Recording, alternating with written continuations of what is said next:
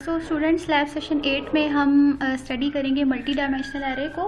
Lab session 7 में मैंने आपको बताया कि किस तरह से आप एरेज के कॉन्सेप्ट को यूज़ करते हुए सेम टाइप के डेटा को स्टोर करवा सकते हैं। ठीक है, अगर वो लैब आपको सही से समझ में आ जाती है, if you have a good concept of arrays, so multi dimensional array को समझना मुश्किल नहीं है, क्योंकि इसमें भी सेम वही कॉन्सेप्ट है कि सेम डेटा टाइप के एलिमेंट्स को हम स्टोर करवाते हैं। बट यहाँ पर जो डिफरेंस है वो विद रिस्पेक्ट टू डायमेंशन है।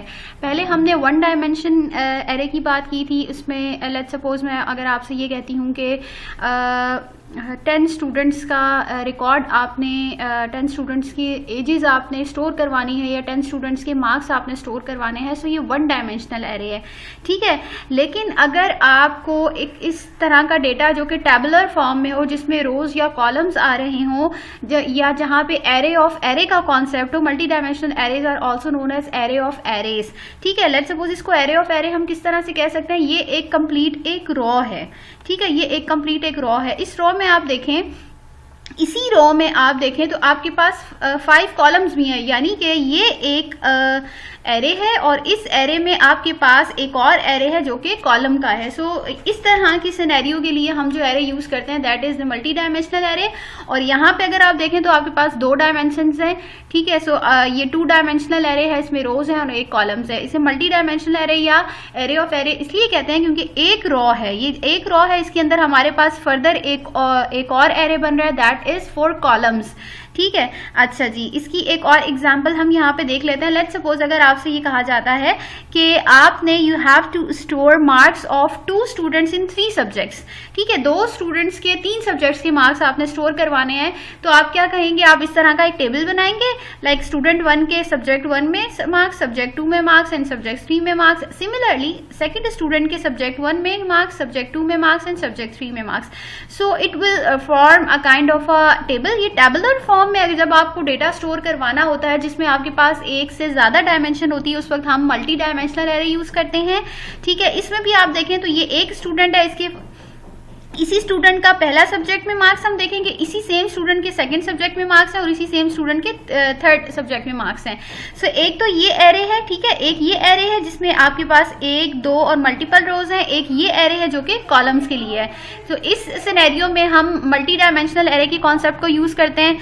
ठीक है, सो अब यहाँ पर हम देख लेते हैं 2 डायमेंशनल एरे को, क्योंकि हम इस लैब में 2 डायमेंशनल एरे को कवर करेंगे। Now let's discuss the syntax. ठीक है, सो सिंटैक्स जैसे 1 डायमेंशनल एरे का था कि हम डेटा टाइप लिखते हैं, फिर उसके बाद हम एरे का नेम लिखते हैं, फिर उसके बाद हम यहाँ पर साइज ऑफ एरे लिख रहे थे। लेकिन यहाँ पे जो मेन डिफरेंस है वो यहाँ पे नजर आ रहा होगा, यहाँ पे हम 2 साइज डिफाइन कर रहे हैं। ये पहला जो साइज है वो रोज का है और कॉलम्स का है।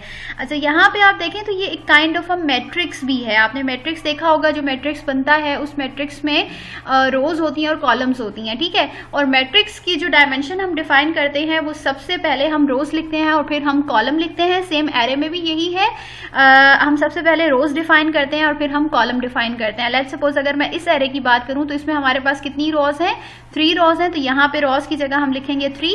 And if we talk about columns then we have 5 columns, तो यहाँ पे हम लिखेंगे कॉलम। तो ये 3/5 का एक मैट्रिक्स बनेगा।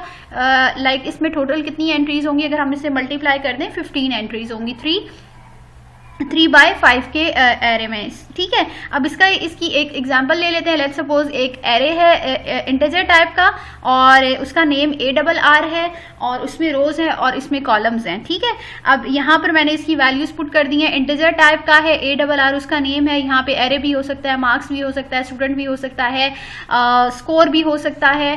ठीक है, यहाँ पर एरे का कोई भी नेम हो सकता है but it must be meaningful. और 2 रोज है और 3 कॉलम्स है, वो मैंने इस टेबल की रिस्पेक्ट से लिखा है। ठीक है, और उसके बाद ये मैंने वैसे जनरल लिखा है, एज एन एग्जांपल लिखा है। सो इस टेबल के अंदर या इस एरे में टोटल 2/3 का जो है, इसमें 6 एलिमेंट्स होंगे। इसको सिंपल आपने मल्टीप्लाई करना है। जो चीज़ आपने हमेशा से रिमेंबर करनी है वो है रोज एंड कॉलम्स, यानी कि सबसे पहले आप रोज लिखते हैं फिर आप कॉलम लिखते हैं, R/C। ठीक है, matrix is equals to R × C। अच्छा, अब हमारे पास जो बेसिकली इसमें कॉन्सेप्ट यूज होता है एलिमेंट्स को एक्सेस करने के लिए वो नेस्टेड लूप का है। आपने नेस्टेड लूप्स पढ़े थे, मैंने नेस्टेड लूप्स फॉर लूप करवाया था। नेस्टेड लूप का कॉन्सेप्ट ये होता है कि loop with in a loop, ठीक है। सो जो पहला लूप होता है उसको हम आउटर लूप कहते हैं और उस लूप में जो फर्दर लूप होता है उसको हम इनर लूप कहते हैं। जब तक आपकी कंडीशन ट्रू रहती है इनर लूप चलता रहता है, जैसे ही इनर लूप जो है वो उसकी कंडीशन फॉल्स होती है आपका आउटर लूप एग्जीक्यूट होता है। सो इस केस में भी मल्टी डायमेंशनल एरे के केस में भी हमारे पास नेस्टेड लूप का कॉन्सेप्ट यूज होता है। अच्छा, वो किस तरह से यूज होगा, अगर आप यहाँ पर ये देखें फर्स्ट रॉ की बात करें तो फर्स्ट रॉ के लिए हम आउटर लूप लगाएंगे, रोज के लिए हमेशा आउटर लूप लगेगा। क्यों? क्योंकि ये रॉ है, ये रॉ जैसे ही स्टार्ट होगी यहाँ पे पहला फॉर का लूप लगेगा, इसी लूप के अंदर हमारे पास एक और लूप लगेगा जो कि 5 टाइम्स एग्जीक्यूट होगा। जैसे ही ये आपके पास एक लूप वो होगा जो रॉज को चेंज करेगा, like first row, second row, third row, और एक लूप वो होगा इनर लूप जो कि आपके कॉलम्स को चेंज करेगा। जैसे आप इस रो में हैं तो इस रो में रहते हुए आपके पास एक इनर लूप चलेगा जो कि 1 से लेकर 5 तक होगा। जैसे ही ये कंडीशन फॉल्स होगी, लाइक यहाँ तक 5 तक एलिमेंट्स आ जाएंगे, तो आपके पास ये रो या आउटर लूप इंक्रीमेंट होगा और ये आ जाएगा सेकंड रो में। जैसे ही सेकंड रो पे आएगा तो सेकंड रो के अंदर अगेन फिर ये इनर लूप एग्जीक्यूट होगा टिल 5। सो आपके पास जो मेन कॉन्सेप्ट है जो यूज होगा वो है नेस्टेड लूप्स का, राइट। अच्छा जी, अब हम आ जाते हैं यहाँ पर उसी एग्जाम्पल पे। यहाँ पे मैंने एक और बात भी यहाँ पे मेंशन कर दी है कि रॉस के लिए आप हमेशा आउटर लूप यूज करेंगे और कॉलम्स के लिए हम इनर लूप यूज करेंगे।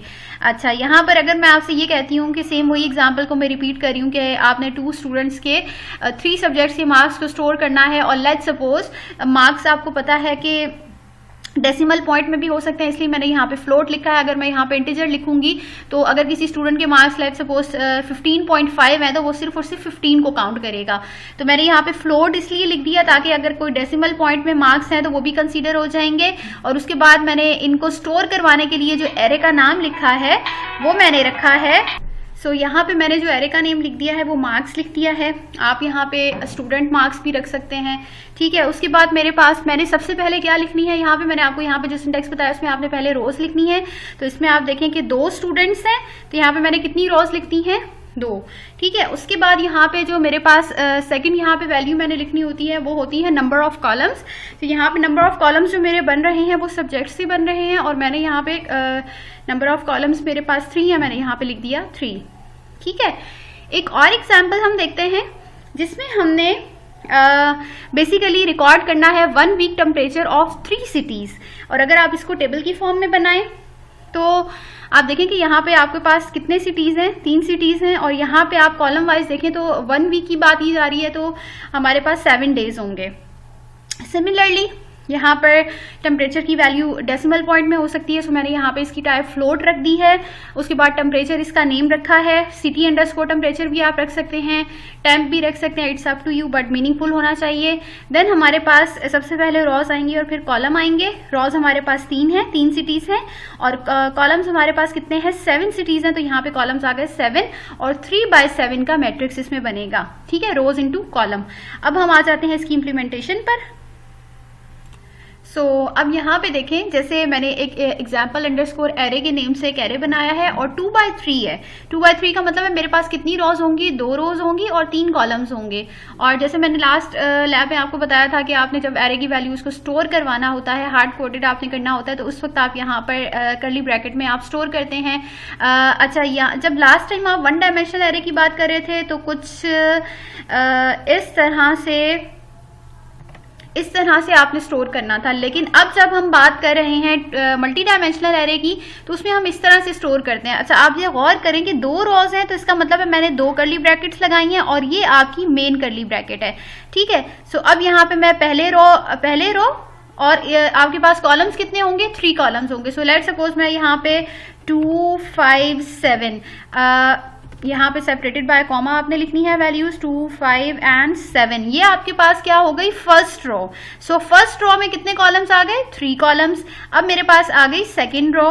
लेट्स सपोज यहाँ पे मैं वैल्यूज डाल देती हूँ कुछ इस तरह से, ठीक है। तो ये आपके पास आ गई सेकंड रो और ये आपके पास फर्स्ट रो है और ये सेकंड रो है। तो यहाँ पर क्या आ गए, 2 रोज थी, ये आपने 2 रोज बना दी। देन 3 कॉलम्स की बात आ रही है, यानी कि हर रो में 3 कॉलम्स है। तो यहाँ पे फर्स्ट रो में भी 3 कॉलम्स है, सेकंड रो में भी 3 कॉलम्स है। तो इस तरह से आप डिक्लेयर करवाएंगे। अब हम देख लेते हैं कि हम किस तरह से इनको एक्सेस कर सकते हैं। लेट सपोज मुझे इन वैल्यूज को प्रिंट करवाना है, तो अब हम देखते हैं कि इन्हें कैसे प्रिंट करवा सकते हैं। अच्छा, यहाँ तक मैंने आपको बता दिया कि एरे में वैल्यूज कैसे स्टोर होंगी। अच्छा, अगर मैं ये कहती हूँ 3x3 का मैट्रिक्स है, तो 3x3 के मैट्रिक्स के लिए फिर मुझे यहाँ पे एक और रो बनानी पड़ेगी, लेकिन ये 2x3 का है तो इस तरह से हम लिखेंगे। अच्छा, इसको एक्सेस करने के लिए मैंने आपको बताया था कि एलिमेंट्स को एक्सेस करने के लिए हम नेस्टेड लूप का कॉन्सेप्ट यूज करते हैं। नेस्टेड लूप के कॉन्सेप्ट में जो रॉज होती हैं, रॉस के लिए हम हमेशा आउटर लूप लगाएंगे। सो यहाँ पे आप देखें हमारे पास रॉस कितनी है, 2 है, तो मैंने आउटर लूप लगाया है 0 से लेकर <2। और आपको पता है कि एरे में हमेशा जो लूप स्टार्ट होता है वो 0 से होता है, क्योंकि जो इंडेक्स नंबर या लोकेशन नंबर है वो 0 से स्टार्ट होती है, ठीक है। अच्छा, उसके बाद हम देखेंगे <2 का मतलब ये है कि ये <2 मीन्स 1 तक, 0 और 1। इसका मतलब है कि इसकी में 0 और 1 लोकेशन होगी, और यहाँ पे 3 की अगर बात की जाए तो 0 1 2, यानी कि ये 3 लोकेशन होंगी, ठीक है। ये आउटर लूप हो गया रोज के लिए। और जो इनर लूप है वो कॉलम्स के लिए। आप कॉलम्स देखें 3 है, तो 0 से लेकर <3 तक ये लूप चलेगा। और यहाँ पे मैंने ये स्टेटमेंट सी आउट की इसलिए लिखी है ताकि मैं इन एलिमेंट्स को डिस्प्ले करवा सकूं। सो वैल्यू, उसके बाद ये ब्रैकेट है, इस ब्रैकेट के बाद मैंने आई प्रिंट करवा दिया। लेट सपोज यहाँ पे आई 0 है, फिर उसके बाद ये ब्रैकेट क्लोज होगी, अगेन एक ब्रैकेट ओपन होगी, यहाँ पे जे की वैल्यू आएगी, ये ब्रैकेट क्लोज हो जाएगी और इज इक्वल्स टू का साइन आएगा। और एग्जाम्पल अंडरस्कोर एरे में आई और जे, आई की वैल्यू इनिशियली क्या होगी, 0 होगी, जे की वैल्यू भी 0 होगी, ठीक है। 0 0 का मतलब ये है कि जो 0 0 लोकेशन इनिशियली यहाँ पर आई 0 है और जे भी 0 है, तो 2 प्रिंट हो जाएगा, ठीक है। इसी तरीके से नेक्स्ट टाइम में क्या इंक्रीमेंट होगा, आई इंक्रीमेंट नहीं होगा, क्योंकि अभी हमारे पास इनर लूप चल रहा है। इस दफा में आई की वैल्यू 0 ही रहेगी, और जो वैल्यू इंक्रीमेंट होगी वो जे की वैल्यू इंक्रीमेंट होगी, क्योंकि जे बेसिकली किसके लिए काम कर रहा है, कॉलम के लिए, ठीक है। अभी यहाँ पे हमारे पास 0th रो है, जब 2 प्रिंट हो जाएगा, जब जे की वैल्यू 1 होगी तो ये आपके पास इसमें कॉलम में आ जाएगा और 5 प्रिंट हो जाएगा, और आपके पास अगेन जे की वैल्यू इंक्रीमेंट होगी तो 7 प्रिंट हो जाएगा। जैसे ही जे की वैल्यू इंक्रीमेंट होगी नेक्स्ट टाइम, तो ये कंडीशन फॉल्स हो जाएगी और ये कहाँ पर आ जाएगा, आउटर लूप पे। आउटर लूप पे जब आएगा तो आपके पास जो रो है वो इंक्रीमेंट हो जाएगी। जब रो इंक्रीमेंट हो जाएगी तो ये सेकंड रो के इसी तरीके से सिमिलरली एलिमेंट्स जो हैं वो प्रिंट हो जाएंगे। सो इसको हम एग्जीक्यूट करके देख लेते हैं कि एलिमेंट्स यहाँ पे किस तरह से डिस्प्ले हो रहे हैं। यहाँ पे आप देखें 0 0 पर ये आप देखें 3 है, ठीक है। 0 0 पे 2 है, फिर रो यहाँ पे सेम है, यहाँ पे आप देखें रो सेम है। जिस तरीके से यहाँ पे आप देखें कि फर्स्ट रो सेम है, इसमें कॉलम्स चेंज हो रहे हैं। तो यहाँ पे हमने इस तरीके से एलिमेंट्स को डिस्प्ले करवा दिया है। अच्छा, मैंने थोड़ी सी इसमें चेंजेस की हैं और उसके बाद मैं ये आपको एग्जीक्यूट करके दिखाती हूँ। ये आप देखें ये मैट्रिक्स की फॉर्म में आ रहा है 2 5 7 10 56 55। अब ये चेंजेस मैंने कहाँ पर की हैं, ठीक है। ये चेंजेस मैंने 2 जगह पे की हैं कोड में। पहले तो यहाँ पे ये है कि मैंने यहाँ पर एलिमेंट लिख दिया, जो भी एलिमेंट आएगा वो किस में आ रहा है, एरे का नाम और आई और जे। उसके बाद यहाँ पर आप देखें कि नेक्स्ट इसको कॉलम में जाना है, \t का मतलब है टैब, ठीक है। \t से ये नेक्स्ट वाले टैब पर आ जाएगा। उसके बाद ये वैल्यू प्रिंट करेगा और ये वैल्यूज प्रिंट होती जाएंगी जब तक ये फर्स्ट वाला कॉलम कंप्लीट ना हो जाए। इसको मैं अगेन रन करके आपको दिखा देती हूँ। जैसे 2 प्रिंट होगा, फिर उसके बाद ये जो स्पेस आ रही है ये \t की वजह से आ रही है, अगेन 5 प्रिंट होगा, फिर \t होगा, उसके बाद फिर 7 होगा। ये एक रॉ जैसे ही कंप्लीट हो जाएगी तो उसके बाद ये किस में आ जाएगा, आपके पास नेक्स्ट लाइन में आ जाएगा, ठीक है। ये आपके पास आ जाएगा नेक्स्ट लाइन में। नेक्स्ट लाइन में आने का मतलब ये है कि ये \n से न्यू लाइन पर आ जाएगा। न्यू लाइन पर जब आएगा तो ये नेक्स्ट रॉ यहाँ पे फिर आ जाएगा आउटर लूप पे। आउटर लूप पे जब आएगा तो आपके पास जो रॉ है वो इंक्रीमेंट हो जाएगी। जैसे ही रॉ इंक्रीमेंट होगी तो आपके पास जो है वो सेम 10 56 और 55 इस तरह से प्रिंट हो जाएगा, ठीक है। अच्छा, अब हम एक और एग्जाम्पल देख लेते हैं। सिमिलरली अगर आपने यूज़र से इनपुट लेना है तो यूज़र से इनपुट लेने के जब आप लेंगे तो आप यहाँ पे खुद से वैल्यूज़ कर्ली ब्रैकेट में स्टोर नहीं करवाएंगे। ये सेम वही एरे, मैंने थोड़ा सा चेंज किया है। मैंने 2x2 का मैट्रिक्स यहाँ पे बना लिया है। ये 2 रोज़ हैं और 2 कॉलम्स हैं, ठीक है।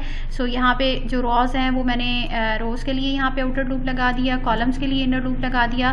फिर यहाँ पे मैंने सी आउट लिखा, एंटर वैल्यू, और यहाँ पे आई और जे की वैल्यू आ गई इज इक्वल्स टू के बाद जो भी यूज़र इनपुट देगा वो यहाँ पर एरे की लोकेशन पे जाके स्टोर हो जाएगा। सो इसको मैं रन करके आपको शो कर देती हूँ। लेट्स सपोज 0 0 है, यहाँ पे वैल्यू मैंने ले ली। अच्छा, 2x2 का मैट्रिक्स का मतलब यह है कि टोटल कितनी लोकेशंस होंगी। 2x2 का मतलब ये है 2 × 2 इज 4। तो सेम आप यहाँ पे देखेंगे, यहाँ पे आपके पास 4 इनपुट वैल्यूज ले ली हैं। अब ये मैंने यूजर से इनपुट लेने के लिए किया। मैं आपसे ये कह रही हूँ कि इनको आपने मैट्रिक्स की फॉर्म में डिस्प्ले करवाना है। सो मैट्रिक्स की फॉर्म में डिस्प्ले करवाने के लिए सिंपल आपने करना ये है कि यही लूप यूज करना है जैसे 1 डायमेंशनल एरे के लिए मैंने आपको बताया था। सेम यही काम आपने करना है, ठीक है। ये जो सारा काम आपने किया है ये आपने किया है इनपुट के लिए। अब यही सेम आप लूप लिख दें डिस्प्ले करवाने के लिए। सो मैं यहाँ पे एक स्टेटमेंट प्रिंट करवा देती हूँ। यहाँ पे यू हैव एंटर्ड या मैट्रिक्स, फाइनल मैट्रिक्स, ठीक है। और यहाँ पे एंडल हम लगा देते हैं और उसके बाद मैं यहाँ पर लिख देती हूँ सेम यही कोड मैं यूज़ कर लेती हूँ फॉर का लूप। लेकिन अब यहाँ पर जो मैंने काम करना है, मैं यूज़र से इनपुट नहीं ले रही हूँ, मैंने डिस्प्ले करवाना है। तो मैं सिंपल यहाँ पे लिख दूँगी सी आउट, ठीक है। और मुझे किस फॉर्म में डिस्प्ले करवाना है, ये वैल्यूज़ आएंगी। वैल्यूज़ आने के बाद यहाँ पर मैं नेक्स्ट लाइन प्रिंट करवाऊँगी ताकि एक रो के बाद जो है वो बैकस्लैश n यहाँ पे प्रिंट करवा देते हैं। और एक और चीज़ यहाँ पे जो मैं प्रिंट करवा रही हूँ वो है \t, ठीक है। इसको रन करते हैं, फिर मैं अगेन कोड को एक्सप्लेन कर देती हूँ। ये देखें फाइनल मैट्रिक्स जो है वो इस तरह से आ गया है। मैट्रिक्स में यहाँ पर आना है x, ठीक है। अच्छा जी, यहाँ पर सेम वही कोड है, ठीक है। फॉर का लूप आपने पहले वाला लूप जो है वो रो के लिए, सेकंड वाला लूप जो है वो कॉलम के लिए है। और सी आउट की स्टेटमेंट में पहले आप वैल्यू लिखेंगे, वैल्यू के बाद फिर स्पेस आएगी। अगेन मैं यहाँ पे बता देती हूँ कि मैं किस स्पेस की बात कर रही हूँ। ये जो \t जो है वो बेसिकली ये है, लेट्स सपोज 5 के बाद है। सो अब \t को यूज़ करते हुए ये जो स्पेस आ रही है ये \t को यूज़ करते हुए आ रही है, ठीक है। ये आ जाएगा। उसके बाद जैसे ही ये फर्स्ट रो कंप्लीट होगी ये सेकंड रो पे आएगा। सेकंड रो पे जैसे ही आएगा, सेकंड रो पे लाने के लिए हमने क्या किया है, यहाँ पे \n यूज़ किया है। सिमिलरली इसी तरह से ये इनर लूप में आएगा और इनर लूप में आने के बाद आपके पास वैल्यूज़ प्रिंट हो जाएंगी। सो इस तरह से आप यूज़र से इनपुट ले सकते हैं। दिस इज़ वन वे जिससे आप यूज़र से इनपुट ले सकते हैं। अब हम डिस्कस करते हैं लैब टास्क। सो लैब टास्क नंबर 1 में आपने ये जो मैट्रिक्स है इसको एज इट इज़ आपने प्रिंट करवाना है। ये जो लाइंस हैं ऑब्वियसली ये प्रिंट नहीं हो सकती, ठीक है। आपने सिंपल ये जो वैल्यूज़ हैं जिस तरह से मैंने आपको बताया \t को यूज़ करते हुए आपने वैल्यूज़ को प्रिंट करवाना है। ये भी 2 डायमेंशनल एरे है। अगर आप देखें कि यहाँ पे इसमें रॉज हैं और इसमें कॉलम्स हैं। सो आप इसमें 2 डायमेंशनल एरे के कॉन्सेप्ट को यूज़ करते हुए आपने वैल्यूज़ को डिस्प्ले करवाना है। आप यहाँ पे देखें तो r कितनी है आपके पास, r × c का ये बनेगा मैट्रिक्स।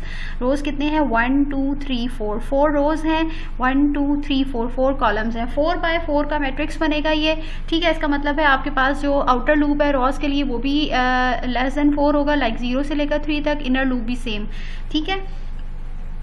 टास्क नंबर 2 में आपने यूज़र से इंटीजर वैल्यूज़ इनपुट लेनी है, ठीक है। और ये 2 डायमेंशनल एरे है, उसमें 2 रोज़ एंड 5 कॉलम्स होंगे। 2x5 का आपके पास कॉलम बनेगा। जो आउटर लूप है वो रोज़ के लिए है, जो इनर लूप है वो कॉलम्स के लिए, ठीक है। उसके बाद हमारे पास थर्ड जो टास्क है, थर्ड टास्क में आपने 1 week temperature of 5 cities print करवानी है, ठीक है।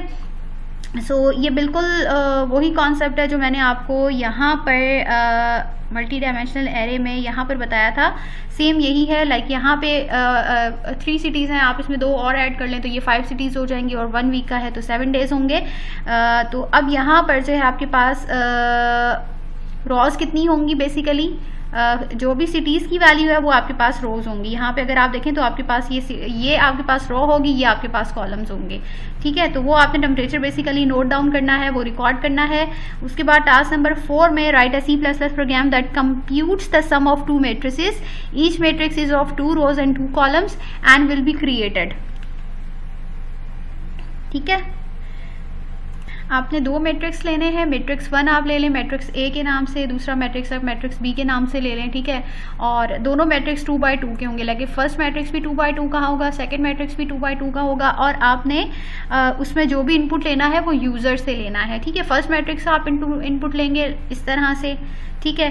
सेकंड मैट्रिक्स जो है वो बी के नेम से है, वो आप इस तरह से लेंगे। आपने दोनों मैट्रिक्स के इनपुट ले लिए, इनपुट लेने के बाद आपने सिंपल इनको ऐड करना है थर्ड मैट्रिक्स में, ठीक है। तो यहाँ पर आपने बेसिकली जो कॉन्सेप्ट यूज़ करना है, पहले आपने अगर यहाँ पे मैं आऊँ तो लेट्स सपोज आपने यहाँ पे इंटीजर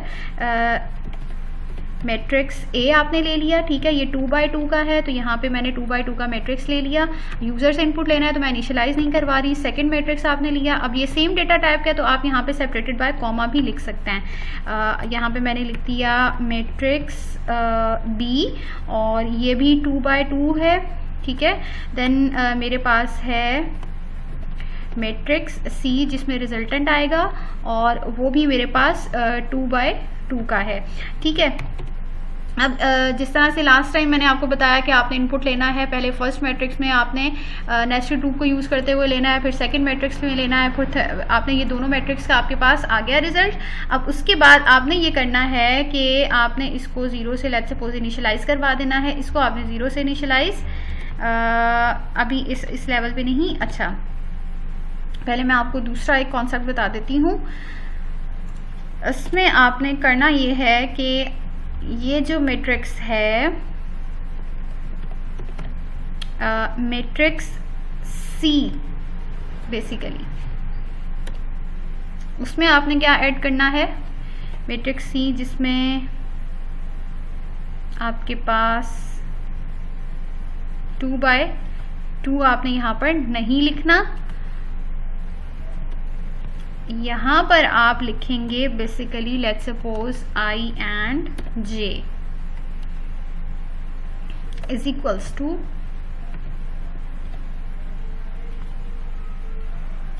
मैट्रिक्स A। ये मैं आपको हिंट बता रही हूँ, ये कंप्लीट सॉल्यूशन नहीं है, प्लस मैट्रिक्स B का I एंड J, ठीक है। ये कुछ इस टाइप का बनेगा। अब ये I और J कौन है? I और J बेसिकली वो लूपिंग वेरिएबल है जो आप इनपुट लेने के लिए ऊपर फॉर लूप में यूज़ करेंगे। सो ये बेसिकली इसकी एक हिंट है जो कि आप यूज़ कर सकते हैं, और ये बेसिकली लैब टास्क्स हैं जो आपने 2 डायमेंशनल एरे को यूज़ करते हुए परफॉर्म करने हैं। For further queries you can send me an email, or you can text me, you can ask me your confusions.